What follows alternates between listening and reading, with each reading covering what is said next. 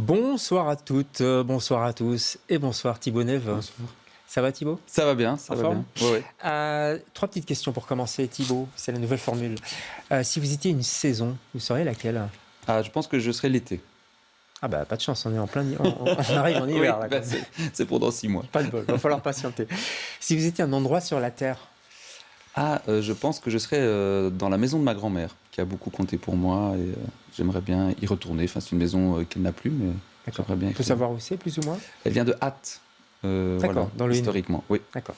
Donc c'est pas Genneval. Non, ça n'avait pas C'est grand-chose pas- à voir. Mon grand-père était mineur, D'accord. donc c'est un peu le Non, grand ça n'a rien à écart. voir. Et si vous étiez un personnage historique, homme ou femme d'ailleurs? Ah là là, j'aurais adoré avoir la vie de Molière. Ah bah ouais, Voilà. jusqu'à Vraiment. même sa mort. Ah, peut-être, ce Ah fameux presque mourir sur scène. Non, mais Molière, parce qu'il a fait énormément de productions dans sa vie, il a été plus dans la coulisse que sur la scène, Ouais. et je trouve ça hyper intéressant. C'est marrant parce que vous êtes comédien et vous êtes producteur aussi. Voilà. Et vous venez de nous parler d'un spectacle, d'une production, plus qu'un spectacle, on va en parler, c'est arrivé près de chez toi, qui va se dérouler à Genneval pour les fêtes. Et vous êtes l'invité, Thibaut de LCR, ce soir.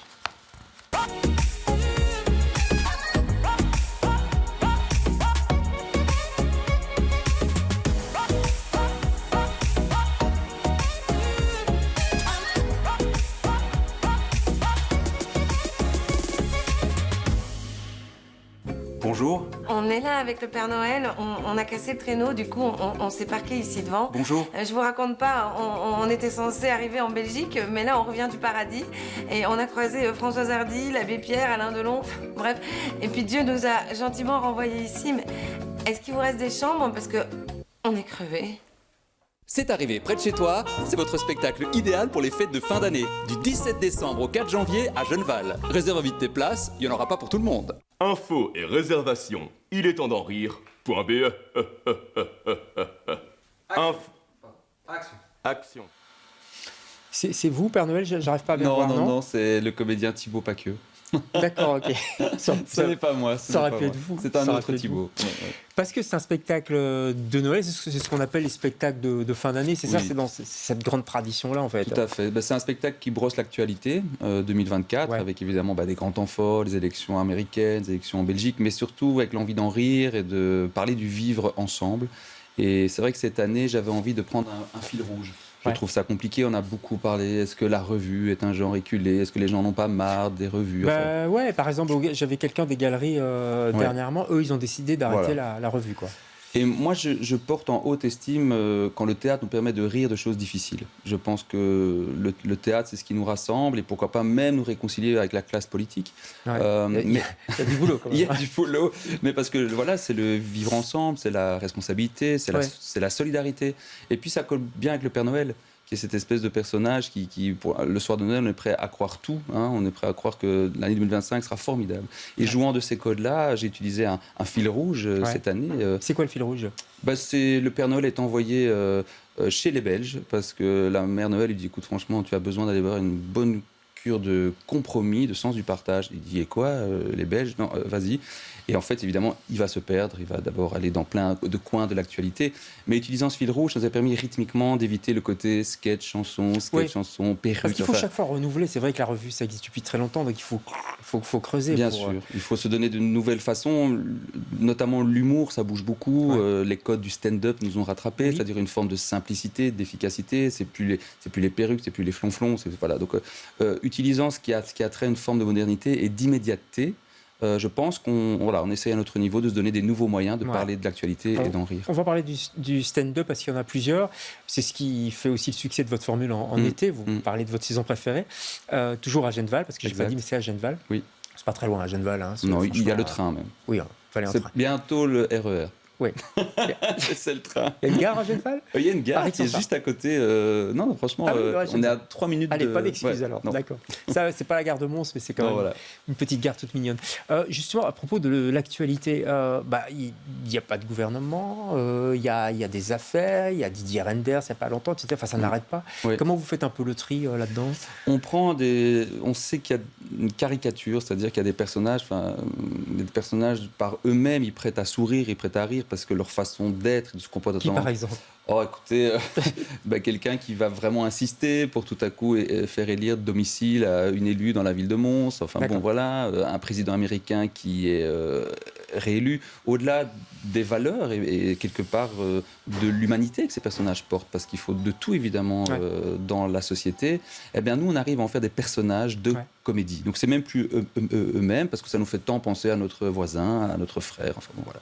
Et donc jouant de ces codes-là, on arrive à parler de l'actualité, mais je vous dis c'est surtout sur qu'est-ce qui nous rassemble, malgré nos différences, parce que c'est un peu les fractures de la société d'aujourd'hui, et on fait des chansons de Brel, David Bowie, enfin on reprend aussi des standards de la musique qu'on réécrit pour parler du fait que ce qui nous relie quand même, c'est nos différences. Ouais, l'actu, surtout internationale, est parfois, voire même toujours très difficile, de plus en plus difficile. Est-ce que vous y allez de front, vous en parlez, vous l'évitez, comment ça se passe? Il y a une part d'actualité qu'on ne comprend pas. C'est sûr que faire rire sur le conflit israélo-palestinien, c'est très difficile. Par contre, parler de certaines postures autour du conflit, ça c'est possible. Donc c'est souvent une question d'angle. C'est pas une question de sujet, on peut rire de tout.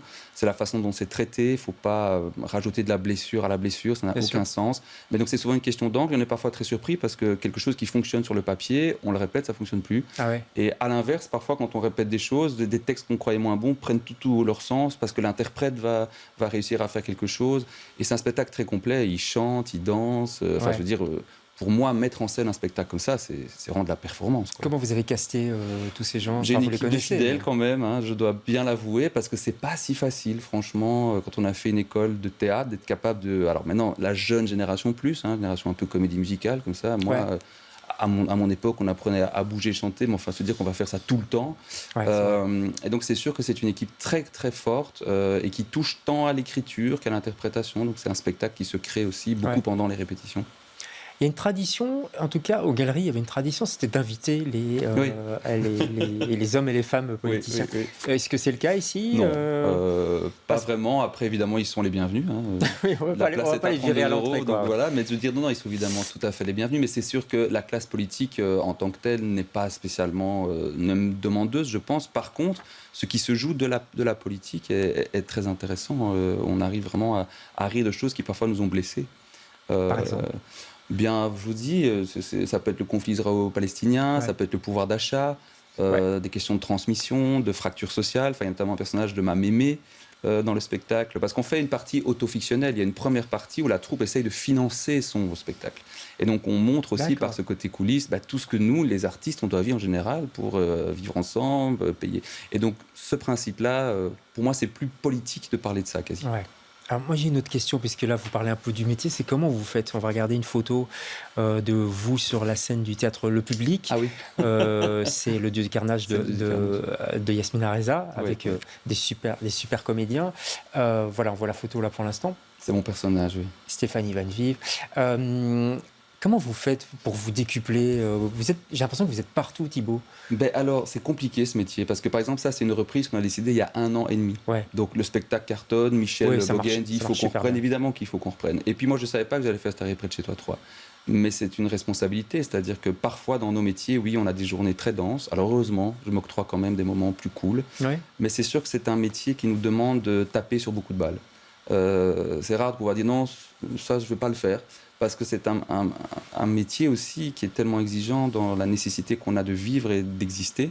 Pourquoi? Ça veut dire qu'il faut travailler beaucoup pour gagner peu, j'allais dire. Enfin, les fruits tombent, mais pas tous au même... Enfin, ils tombent tout à coup pendant 3 mois, ils tombent beaucoup, mais ne pas les prendre, ce serait se tirer une balle dans le pied pour le futur. Pas se faire oublier aussi, peut-être? Oui, bien sûr. Alors c'est sûr que pour l'instant, mes enfants me manquent beaucoup. Période des examens, je me suis rendu utile. Je remercie ma femme qui mais je sais qu'en janvier, février, je suis là. Donc c'est ce métier un peu comme ça, en dents de scie. Mais c'est vrai que jouer le Dieu du carnage le soir et puis être en répétition, c'est vraiment... Ça demande beaucoup de concentration.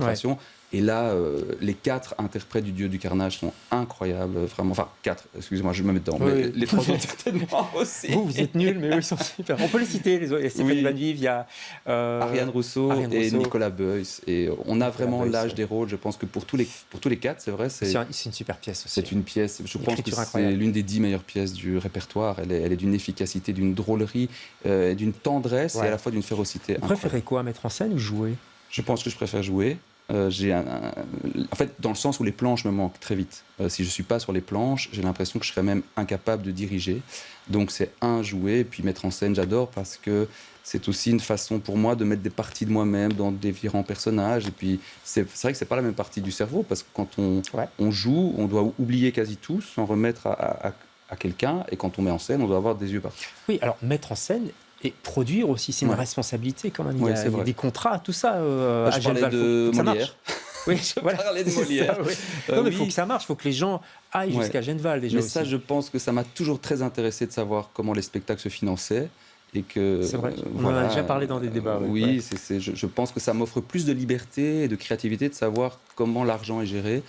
C'est quelque chose qui me libère, qui me responsabilise, parce que c'est sûr que produire, c'est compliqué, mais je pense qu'au final, ça me donne plus de liberté. Il n'y a pas des risques à jouer ça à Genval? Vous auriez pu le faire à Bruxelles, tout simplement, non? C'est vraiment c'est compliqué d'avoir des salles. En fait, les salles du spectacle, ça c'est encore une économie dont on pourrait faire toute une émission, David, si vous le souhaitez. Je vais y penser pour la rentrée, c'est pas les sujets qui manquent. Mais là, on a un bon partenariat, c'est un peu, pour Il est temps d'en rire en tout cas, Genval, c'est notre berceau. Moi j'étais vous voir en été, là c'est au chaud, il y a des couvertures, comment ça se passe? C'est à l'intérieur et c'est formidable, c'est une salle de plein pied, c'est une salle où on peut danser après spectacle, on utilise, il y a même on a refait la scène de Roméo et Juliette, Boucher et Juliette Taton, ils sont dans le balcon de Shakespeare. D'accord. Et il y a un bar, on peut se restaurer, ça peut faire une soirée complète, je veux dire. C'est toujours l'accueil chez nous, c'est venez tôt parce que c'est placement libre, mais on mange bien et on boit bien, on fait vraiment très attention. On ne se retrouve pas dans la campagne perdue une fois que le spectacle est fini. C'est fléché. Là, je vous taquine évidemment. C'est jusqu'au 4 janvier à Genval, donc près du lac. Hein, oui, dans l'hôtel Martins. Voilà, Hôtel Martins à Genval jusqu'au 4 janvier. C'est arrivé près de chez toi, point d'exclamation. Reprise du spectacle aussi, parce que à mon avis, ça doit être plein, le Yasmina Reza. Oui, il reste quelques places au public. Et puis après, effectivement, on joue à Volubilis, 23-24 janvier. Et puis une tournée en Wallonie jusqu'au 20 février. Notamment, on va jouer 8-9 fois à Namur, à la Nef, qui est une très belle salle. Aussi. La Nef, à Welkenrad, et puis à votre ville de cœur. Si j'ai bien compris. Mais oui, c'est la première date de la tournée, le 8 sur une pensée pour ma mémé. J'imagine bien. Merci Thibaut d'être passé chez nous. On croise les doigts pour ce spectacle. On dit spectacle ou on dit quoi? Spectacle. Spectacle. Oui, tout à fait. Complet. Spectacle complet. C'est arrivé près de chez toi. Merci beaucoup. Nous on se retrouve demain avec d'autres invités. Bonsoir.